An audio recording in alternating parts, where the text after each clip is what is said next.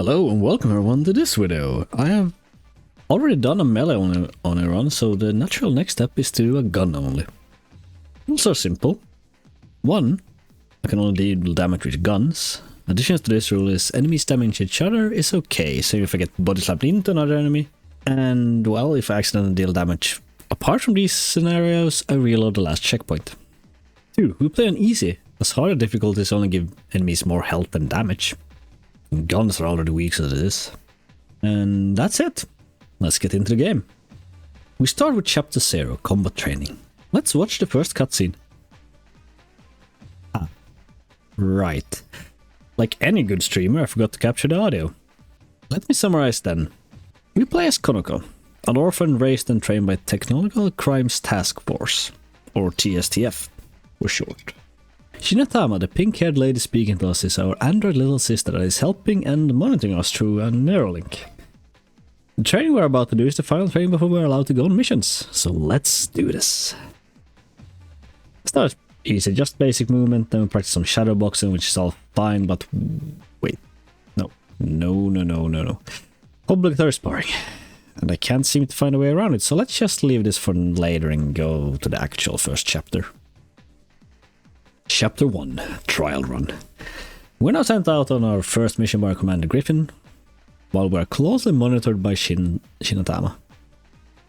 We are tasked to infiltrate the syndicate warehouse that they used to smuggle illegal stuff, to find an undercover agent named Shung. We also see a scientist named Care that is oddly worried for us. Foreshadowing. But now, let's get into the chapter. We instantly get a health tutorial, don't let it drop to 0, etc, but we'll see that it's not full. We'll get to that later. We are also given a gun and 3 reloads, shown on the bottom right. We'll get to that later as well. But already at the first enemy we can see an issue. Easiest enemy on easy difficulty takes 3 normal bullets to kill. That means the normal pistol kills only 3 enemies per magazine. So this will not be useful to us. Luckily we get some other options later. After the first enemy we also see a console. These can either be lore, unlock doors or alarms. We'll summarize any relevant lore from these consoles. But for now we get the information that they store illegal railgun ammo here for a railgun that TCTF took, but another one is on its way. Some text dump tutorials tell us about our compass. The compass is found on the ammo interface and shows the direction and how close we are with a yellow area. And if we are below or above the objective with a yellow arrow. Pretty handy at times. Next is our first door console. These ones have a logo on them that correspond with the logo on the doors they open. Pretty straightforward. The game does also have stealth mechanics, but they suck, so we won't be used that much. Next time we kill drops our second gun, a submachine gun. This is the worst gun in the game! It just wastes ammo and has no accuracy. We won't use it. Instantly the next enemy we kill drops a hypo spray. This game's healing item. And then Shinatama tells us about overhealing that only works for us for some reason. But we can overheal to get a health and strength boost that decays over time. The strength increases melee damage, so we won't be using that. Or so I thought. But there's also a mechanic that is not told to us that I wish I knew earlier, but we'll also get back to that later. More mechanic stock. We just picked up the green ammo pack instead of a red one. This game has 2 different ammo types. Red are normal bullets and green are energy cells. The weapons you're holding shows what type of ammo it needs via color code. Both our guns so far have only been regular bullets and they are pretty bad. We'll go through the other weapons as we get them. Next we find Shung dead and Griffin shows his heart of gold. Dead? Yes, sir. Keep moving. On Shung's datapad, we find out that the syndicate is working with a company called BGI, and BGI's daughter company, Musashi Manufacturing, is helping the syndicate funnel the contraband. Who are BGI and Musashi? Well, hopefully to figure that out later. He also tells us to save the manager as he's a good man that is trying to get the personnel out of this company. Further on we find some more lore about the syndicate repacking in the container. It was for a combustion engine with atmospheric densifiers. Of this totally irrelevant foreshadowing, we get to do our best strategy for this run. Running away. It's for the most part our only option, so we don't get enough bullets to kill most enemies. Saving this dude that opens the door for us gets into the final room of the chapter, where we are informed that they are trying to leave in a truck filled with evidence and that we should stop them. Here's also our first energy weapon, the SML-3 plasma rifle. This is only slightly stronger than a normal gun, so better, but not good. After clearing the enemies out, we operate the crane and stop the truck. This starts the end of chapter cutscene where we show how stubborn Konako is. And she will go to Musashi Manufacturing wherever Griffin says, which leads us into chapter 2. Chapter 2, Musashi Manufacturing. We meet this helpful receptionist, and of course Konako is gonna cut off Agent Thorson, demanding the entire production is shut down. This goes so well that the receptionist presses a panic button and the shootout starts. Way to go, Konako. We also got to see Murrow and Barabbas, who are two resident big bad evil guys.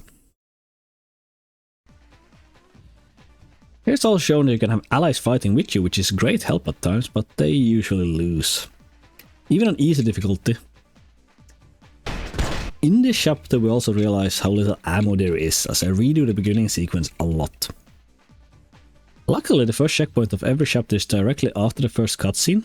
This is good so you can't skip cutscenes. Please game devs, do add skippable cutscenes, it increases the replayability a lot.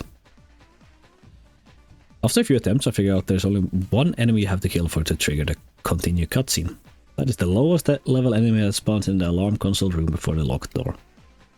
Talking about alarm consoles, they work so that if an enemy activates it, it spawns additional enemies and makes all enemies be on high alert. You can interact with the console to disable alarm, but since stealth in this game is bad, it doesn't really matter. Anyhow, we somehow learned that Shang's dad pod was planted. Don't know how, but this entire place is trapped, so we push further trying to find proof. Now we reach our first lore console of the chapter and another bit of tech. We can lure enemies away and then rush for a console to use it. This will be used a lot. From the lore console we learned that engineers have tried hooking up multi-barrel plasma cannons to Neuralinks to fire at multiple targets once. This resulted in a lot of TCTF casualties and was scrapped. But you got the Screaming Cannon, auto-tracking projectiles and outwards from it. Another thing that will be relevant later. We also learned that the taunt button and interact button are the same. This is and will be annoying for the rest of the run. After searching for the objective and sneaking around for a few minutes, we get another cutscene that informs us that the Syndicate used this place as a diversion and is currently attacking a research facility, and we need to get there as fast as we can. We push further into the facility and look! Lasers with auto turrets! Great times. Clicking a laser activates the auto turret and it will try to shoot at you. Doesn't instantly kill you, so luckily we can ignore some of these. We also get some more lore. That engineers hook the brains of dead people up to the security systems and they go insane. Great work. After another console hack, Shinatama calls us and tells us she located a deadly brain. There's a project name of the lore we got earlier. And TCTF should have found and destroyed all of these, but Murrow apparently has one. And we need to disable it if we want to escape this place. So we set out to find it.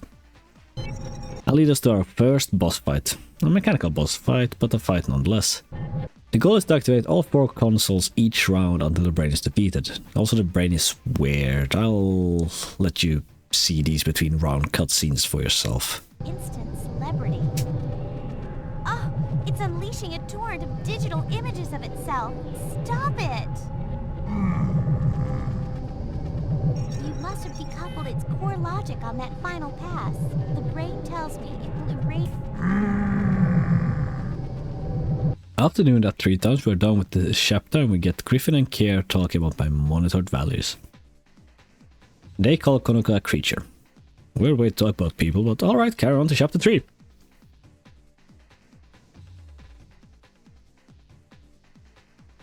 Chapter 3 puzzle pieces starts out with us jumping over the facility walls on a motorcycle because they were locked and we look cool. And instantly into another boss fight against Barabbas.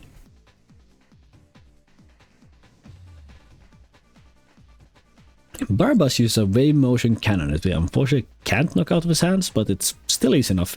Just to walk around the arena, collect all the ammo and then shoot him until he defeat.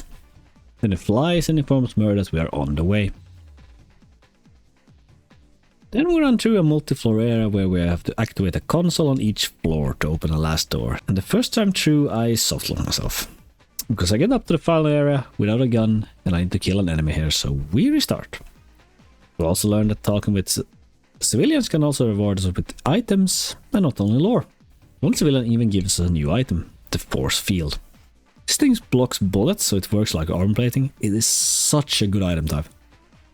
Another new gun we see is the scram cannon, a gun that shoots out bullets that split into several homing projectiles. I thought this gun was good, but I will prove I'm wrong later. We also find out that this facility grows similar to life though, stuff what Shinatama is. Back to the top of the tower, we're trying to kill the only enemy that matters and trigger the next cutscene, which I found really funny, so enjoy. Yeah, I mean, this is a very anime game. I'll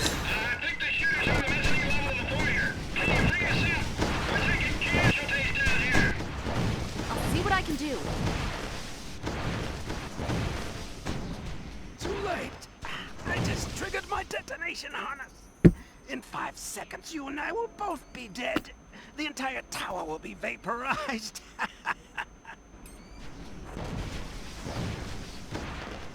It's interesting, like on the reflection thing she has on the armor for like this old of a game. I think this is like really early 2000s. We continue in the foyer and continue fighting. We have some allies with us to help again, which is nice. Kanoko? This is another multi-lock, multi-floor area, so nothing new. But the next area we'll learn in that this factory had gone 263 days without accident. Well, until now. Next section can require platforming emphasis on can. I die and have to restart the foyer. Scratch that, I died twice, as apparently when you open the first door there's an enemy and a second locked door. The second locked door apparently opens if you have enough sound so an enemy behind the door notices and comes through. This happened by accident, but now we get another cutscenes where we chase a car to the airport.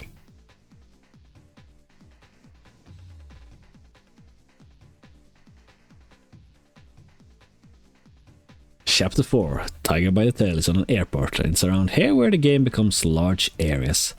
In the cutscene we are forming a lot of casualties and see Murder is gonna catch a flight, so he has his men trying to kill us. Standard business. Entering there we read that TCTF has located restricted technology and is shutting down the airport. We run further in, ignoring all the syndicate troops, beating up civilians, or as I like to call them, distractions.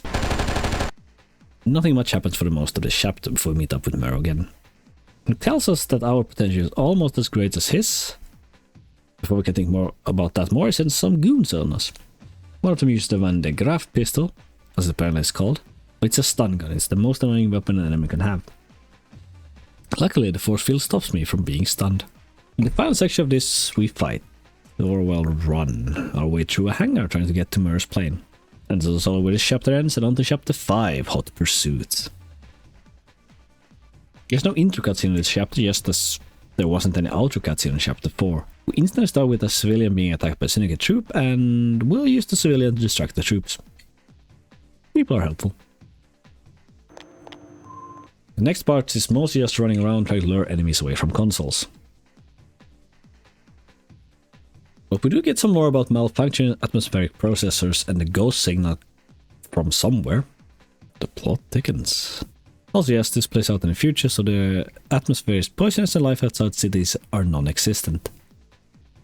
We also get our last consumable item here, the face cloak. Turn you invisible, but enemies can still hear you, and if they're already attacking you, they know where you are. Thanks, stealth mechanics. Also new gun, the Super Ball gun. It's a mortar cannon that explodes on impact into 6 small cluster bombs. This is the best weapon in the game, I found out later, but it can also damage yourself. In this section I also complain about the control slot. Did you know running in ONI is made by double pressing W? While it's annoying when enemies are faster than your walk speed, getting away is not the easiest. It's also another 3 console lock section. After that we get on the roof, and the thing you might have noticed is that almost every enemy in this chapter has a gun. I die. More than once. We also find a little store here. Evan sent out an SOS, fought a dude, got confident, then got shot. You can see both the bullet hole next to the console and Evan's body. A nice touch. This area is also large. When I get to where I'm supposed to attack a console, I don't have a gun. Luckily for me, there's a dude with a mortar cannon here, so I use him to take out his ally, and then he's out of bullets and I can lure him away. So I use the console piece. After that we run until we find our rappelling harness. This is a quest object. Can't use outside objectives, unfortunately. There are a few items like this in the later chapters. Then we see Murrow escape on a plane, so we go above it, rappel down, place a tracker device in it. The cutscene plays and we see that Murrow knows we are talking to Shinatama and he sends Barbas to get it. We also see in the mission complete art that the tracker we put on Murrow's plane didn't work. Anyways, onward chapter 6. Chapter 6 Counterattack. We start on our motorcycle and see that the Syndicate is launching an attack against TCTF headquarters, so we slide in to save the day. Literally. At the start of the chapter we get some Syndicate lore. Originally there was the Mafia, but they were too old-fashioned and lost ground to new technocentric organizations. One of these was called a network that got rich on the black market by shady patent jumping and illegal goods sale. The network got so rich that they simply bought out all the other organizations and soon dominated the criminal world. And then the World Coalition Government, or WCG, was instituted to put restriction on technology. This change needed the network to change into an armed power to maintain their operations, which became the Syndicate. And they exist all over the world. TCTF alone is involved in 2,000 ongoing Syndicate-related investigations, so both TCTF and the Syndicate are massive organizations. Back to gameplay. Starting section has us fighting the console after console, unlocking one floor after another, until we get the cutscene where Barbas kidnaps Shinatama. Now instead we're trying to reach the roof, fighting our way up with allies. We also learned that hypo spray can be used as a drug for normal people.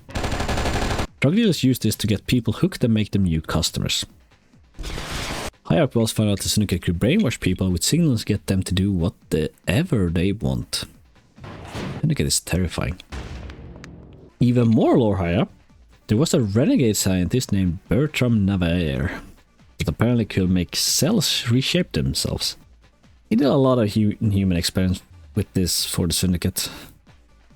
Talking to the repairman, we find out that the Syndicate is on the roof and have blocked the elevators. So we take his blowtorch and just cut the elevator cable, using that to travel upwards. Easy peasy. We get to where Shinatama was, and here we also find some more lore about ourselves. They tracked the diode and power spike during our workout, and we started to work out on superhuman level for an hour and a half. We also become aggressive, so now all our trainers carry a stun gun. Safety. Continue up to the roof, we see the Syndicate fly with Shinatama, and we fight Barbas. Again. And here is where I realized I made a terrible mistake at the start of the chapter. Barbas in this chapter have a force field that seemingly lasts forever. I've only brought an energy gun, so I can't kill him. I also already thought this was impossible, but luckily I found another person that had done an only gun only. There's a YouTube channel by the name of Robin and Zephyr. Link below if you want to check out some more challenge runs. Anyways, it seems like I would need to get as much red ammo as possible and the sniper rifle. Oh yeah, the sniper rifle. You get that at the start of the chapter, so let's redo the entire thing. First things first. Real close to the starting area is the Mercury Bow. A low fire rate, high precision, high damage sniper rifle. Won't be using it before the boss now, so let's run through without attacking anyone. Gonna stop here, wait for this guard to get killed so we can take her hypo though. Then there's a hypo on the first field to grab. Watch Shinatama get yoinked again. Let our allies kill enemies so we get 2 ammo packs up the elevator. After that there's an enemy with a sniper rifle and 2 windows that lead to the outside we can shoot. Actually we used the sniper before the boss to get more snipers. The outside ledges are incredibly narrow. You aren't allowed to turn Konoko too much or she'll fall. The optimal sequence looks like follows and gives us 2 more red ammo packs.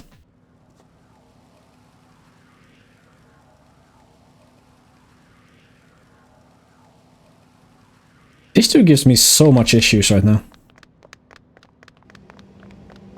I'm gonna pick up the face cloak, get rid of that issue.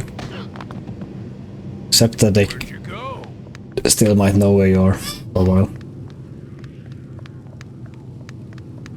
Here is the sniper dude.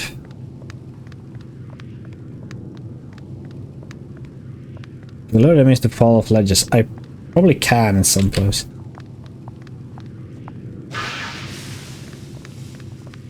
Like there.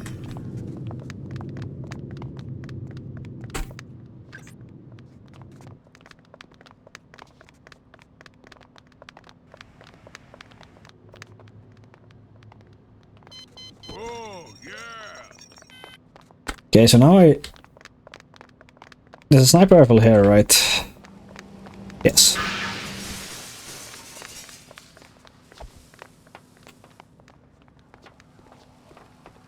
This actually spawns an enemy. That spawns that enemy over there. Are you hiding from me? It also spawns that enemy, apparently. If I go in here. Are you hiding from Interesting.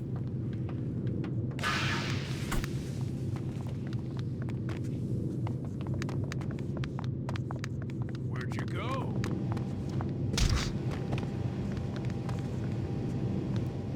Scanning. hiding from me?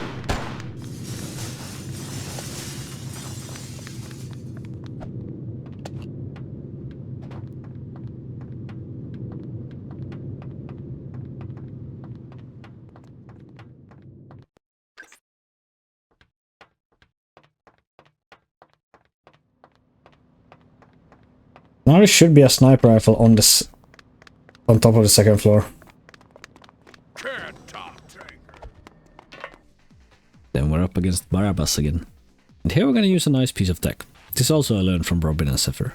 By dropping the sniper rifle after each shot and picking it back up, we skip the fire rate cooldown, so we can instantly fire and reload again. Yes, the fire rate does affect reload as well. Otherwise, this is how the boss fight looks now.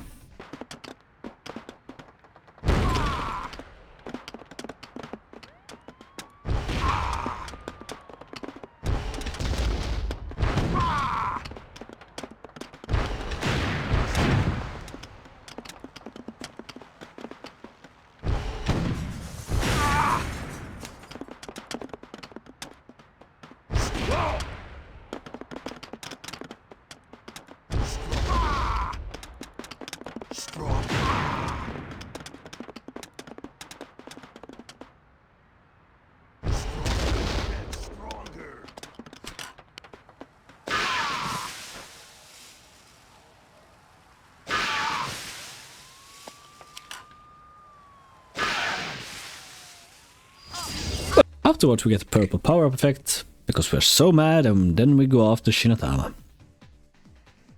I'm on my way. Chapter 7. A Friend in Need. Somehow we tracked Shinatama to this atmospheric conversion center and we got wings now. With a flashback of us arguing with Griffin that we will go after Shinatama and nothing will stop us. Then we glide in and the chapter starts. You can actually see the wings in the corner. Shame we don't get to use them in the game. Anyways, this is probably my favorite chapter just because of the vertical differences there are. You can't just kick enemies off ledges. But we're not allowed to do that in this playthrough, and we don't start with a gun either, so running around the enemies is all we can do. Nothing much happens before the first elevator, where we get to see a cutscene where Muro tortures Shinatama. And we get to know that she has no pain limit for some reason. There is mostly just a lot of running in the chapter. We do get a lore that this center is shut down for testing and that they have had several minor security breaches. Then we get to a new mechanic. Turn off electricity and run over before it turns back on. We also get a countdown in the center of our health meter to show us how much time we have left. The electricity doesn't instantly kill us, but does deal a hefty amount of damage. More lore! You can reverse the effect of the atmospheric filtering process to make the air even more toxic. Why would you allow that? More running! And then we suddenly reached the final area and made another mistake. I realized that we need to kill every single enemy in the last rooms. And I don't have good enough gun or enough ammo. Oh yeah, I have a new gun. This is the Phase Stream Projector. It shoots a damaging stream that seems to do about as much damage as being tickled. They won't do. You know, it's time to redo the entire chapter again. Hack the first console, grab the heavy behind the console, then we're going to actually use the fuse box as hitbox to get up without having to run back, giving us our first green ammo piece. We know there's an enemy with a Phase Stream Projector in the final room, so we ideally want to enter with a red weapon on us. Taking the upper path in the second part gives us a force field, getting a hypo from a site worker, see previous statement. Then I try to get past the dude with a machine gun without him hitting us too much. Didn't work on this attempt, but we have some ammo, so let's continue. With enough speed we can grab this sniper for this lady, and the sniper is such an amazing weapon to have. Get a face cloak to run past everyone and get a hypo. We get to a part where there's a sniper on the bridge, but it also spawns 2 enemies when you go to pick it up, so we kill them. One of them drops another sniper. Yay! But it's empty. Boo. We get a hypo lift. We find the red ammo hidden in an alcove, and one on top of a console room. After another elevator we get to the electricity section. There are actually 2 electricity bridges arranged in a loop. For fun I went around to see what would happen, and if you do, you find a mortar cannon. This is the best weapon, so that's coming with us. We finally get back to the final room, and this is how it goes. Nope. Nope. Nope. Nope.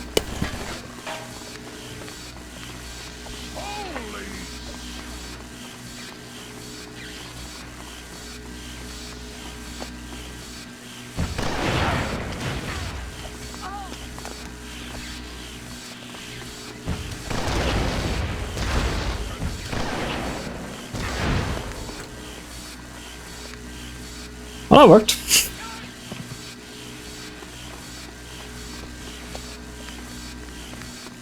Always fun. I can, if I run out of ammo, I can just give it to the next person, or give it to an enemy, and he can probably reload and fire some more.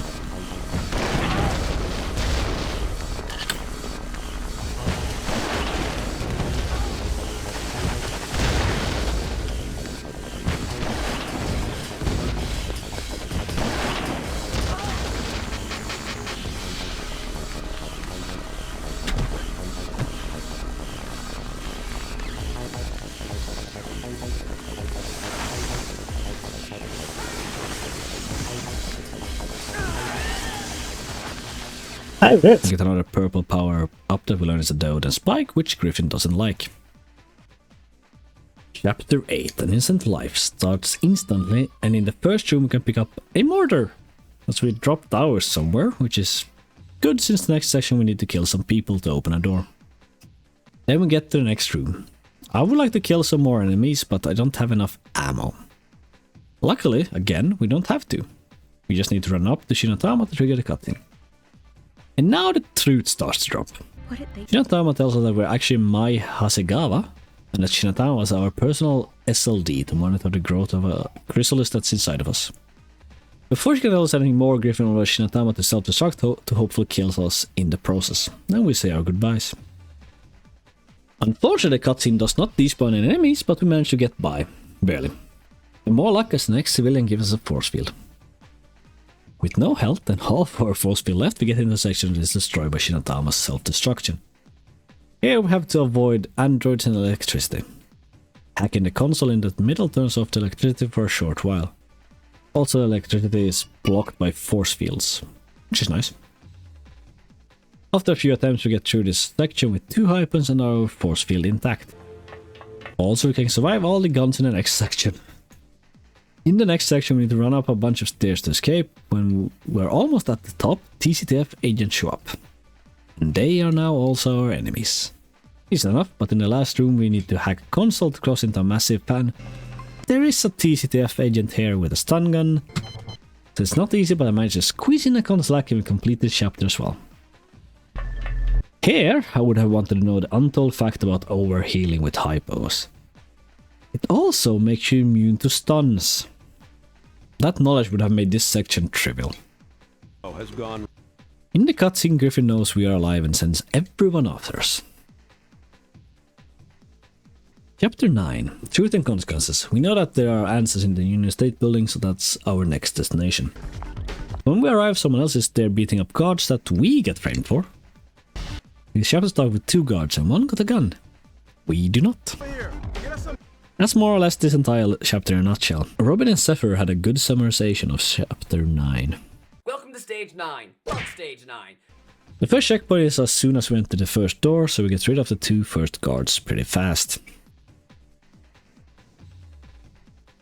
But we need to get up to the roof again, which means 3 floors with consoles on, and on every floor more enemies spawn. So this is a lot of ducking and weaving. To make matters worse, we need to hack 3 consoles to get up to the roof. But wait, there's more! On the roof there's a sniper that has free sight on you while you try to hack the last console to open the basement to get our answers. To succeed with this, I use the floor layout to my advantage. There are 2 stairs up to the roof, so I run up one of them to aggro the enemies on the roof, then back down, circle around and hope the sniper hasn't walked back yet. And after a few attempts, it succeeds. Then he has to avoid all enemies again and reach a basement for next checkpoints. Yes, there are no checkpoints between these points. And now it gets worse. It's also a part we can skip. But to explain to why it gets worse, we need to get to one console to trigger a cutscene. But in that room are 2 guards, one with a stun gun and another one with a machine gun. This combo can kill you almost instantly. Also, we can't really run away as we got out turrets on both escape routes. Also in the same room as the guards is a console we need to hack to open the next route. This route leads into another building. But the good thing I found out is that you don't need to hack the console. Instead, if you trigger the cutscene, you can run back upstairs onto a balcony and jump down to the streets. Dodging and weaving the snipers outside, you can reach the next building on the door opens. This is easier but in the end futile, as we reach an area where we need to kill 2 enemies to progress. We have no weapons, and we can't get any weapons, so how do we complete this chapter? Well, on the 3rd floor, there are small glass balconies. We can use the railing to make a jump onto the roof and run to the end from there. So we could have skipped going to the basement entirely, but we want the checkpoint since it despawns all enemies. Taking this path across the roof, we reach the end section. Here I also realized that the zipline has collision. You can walk up then, I think. Anyhow, to actually complete chapter 9 we need to jump down to this yellow mark and the cutscene plays. Follow this black cyborg ninja by hitching a ride on one of his henchmen. Chapter 10, Cat and Mouse. Starts with us preparing to fight the dude with hitch a ride with, so of course we run past him. The goal for this chapter is to find a screaming cannon. A screaming cannon is a weapon that fires a homing projectile that homes in and deals damage over time to anyone that is hostile to the person firing the weapon. And yes, it hurts everyone, which will be handy. I thought this gun was the best in game, but I learned that the mortar is better. You see why we need a screaming cannon at the end of the chapter. This chapter is nothing special, mostly avoiding enemies with heavy weaponry and edges. But there's an elevator that needs us to kill this one dude, but not to worry. We can use the person with the screaming cannon to kill him and himself so we can get the screaming cannon. Then we run some more, pick up a zipline item and go to the next section. More running until we reach the boss elevator. In the cutscene we have some very poor choice of words. Why can I feel you inside me? And the ninja aggravates us. But with the screaming cannon we just have to do this.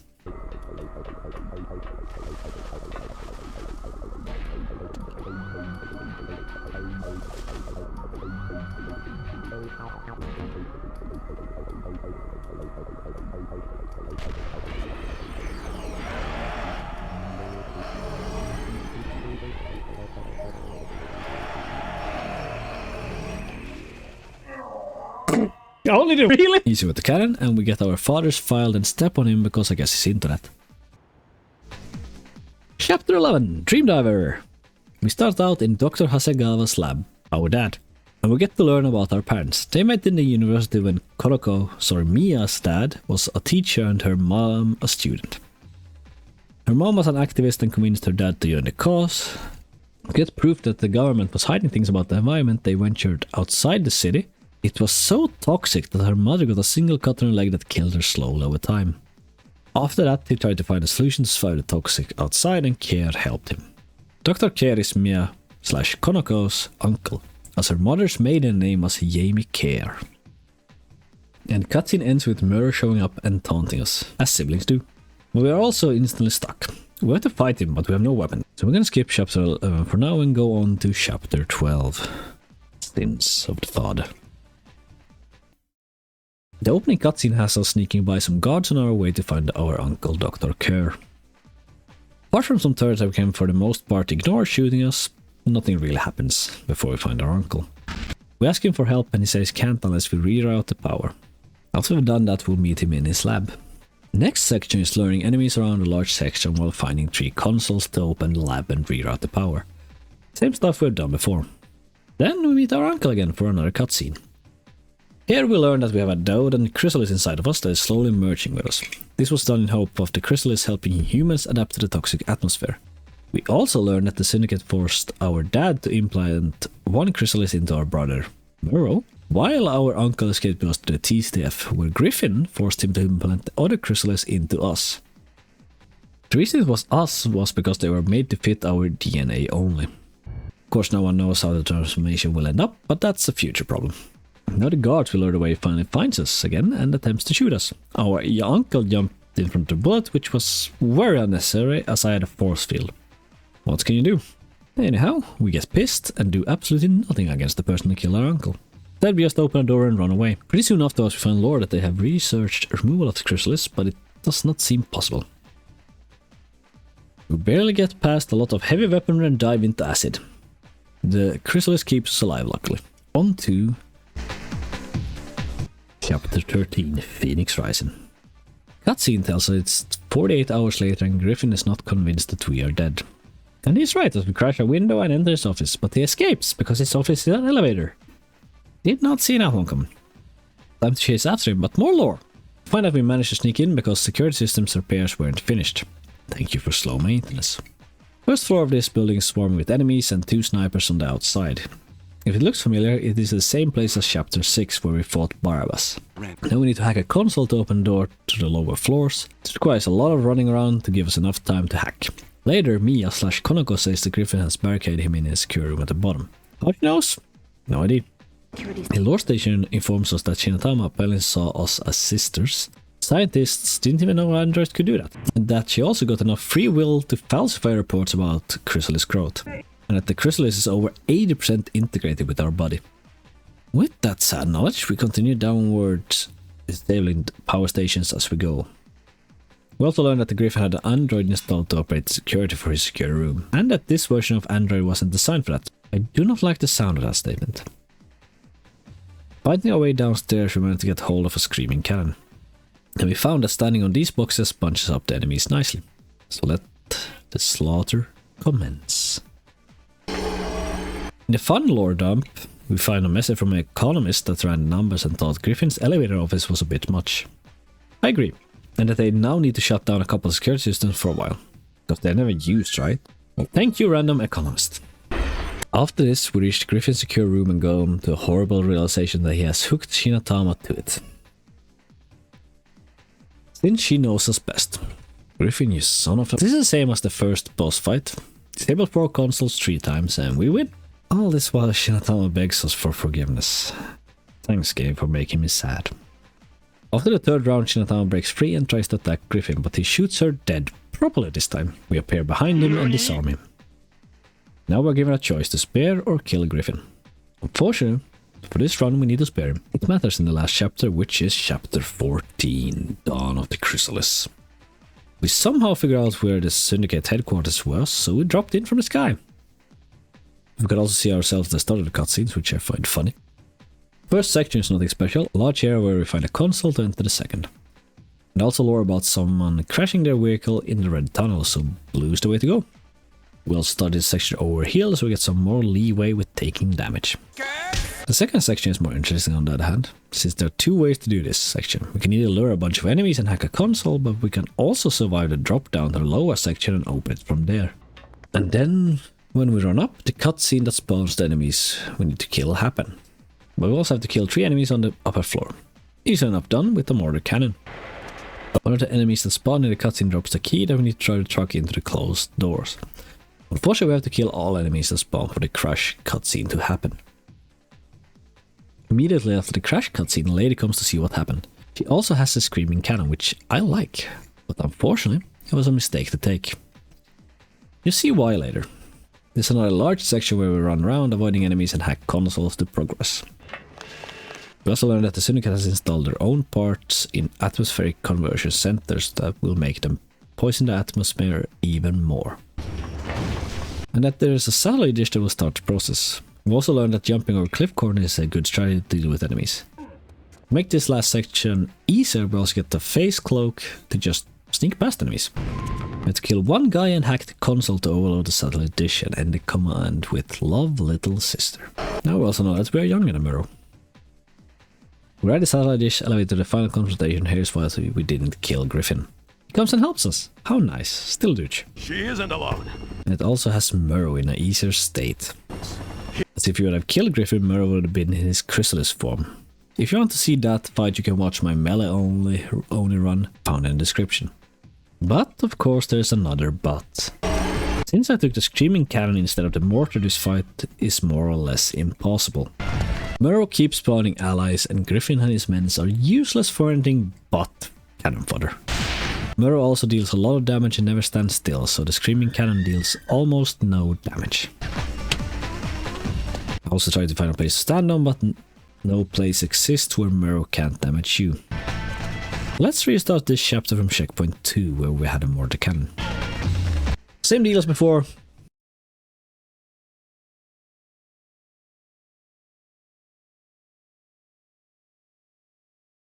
Now in the final fight we use the similar strategies to Barba's fight. Shoot, drop, repeat. Murrow is a lot faster, so every now and then we have to run away. Okay, so now I need to get some more distance between this dude again.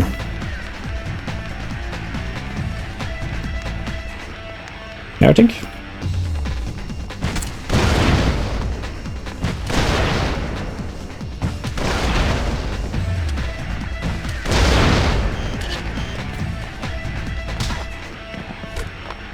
Maybe I should start trying.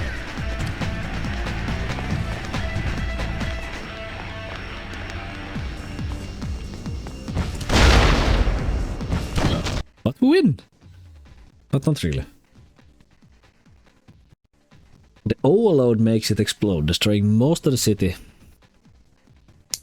The overload makes it explode, destroying most of the city. In a cutscene that is not captured in this video, Mia/Konoko has a dialogue of the aftermath where not a single other person except her is seen. She survived because of the chrysalis transformation completed, but she's still human looking. That's the final chapter done. But we still have 2 more unfinished ones. But unfortunately they will remain unfinished. Chapter 0, Combat Turning. This chapter can't be completed because even if we could get out of bounds, each room needs to be completed before the next one can spawn. This is also a training chapter, so I don't really count that, but even if we don't, chapter 11 Dream Diver has a speed.